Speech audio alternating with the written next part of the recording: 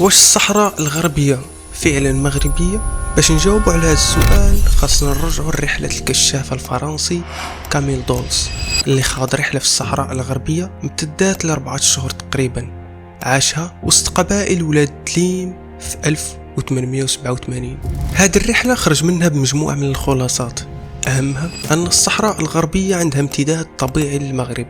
دولز من خلال المعايشة ديالو القبائل ولاد تليم وغيرهم لاحظ باللي القبائل الصحراوية كدين بالولاء للسلطان المغربي، وأن اسم السلطان كان كيتذكر في الدعاء والخطب، وأن الصحراء كتعيش ارتباط سياسي ورمزي مع المخزن، يعني ما وصفهاش كأرض منفصلة أو مجهولة الهوية كما كيروج لها الجزائريين، بل وصفها كجزء من المجال المغربي. القبائل الصحراوية مغربية في التنظيم والولاء كذلك، هادشي اللي أكدو دولز. وأكد كذلك أن شيوخ القبائل كانوا كيتعاملوا باسم السلطان، وأن النزاعات الكبرى كترفع مباشرة للمخزن المغربي، كذلك التجارة، الزكاة والهدايا أو ما يسمى بالبيعة كتوصل مباشرة للمغرب وللسلطان. الآن كنتسائلوا علاش هاد الأطروحة مهمة. الأهمية ديال هاد الأطروحة كتكمن فأنها جاية من رحالة أوروبي ما عندوش مصلحة يدافع على المغرب. الآن كخلاصة ممكن أننا نقول أن كاميل دولز كمستكشف فرنسي عاش وسط القبائل الصحراوية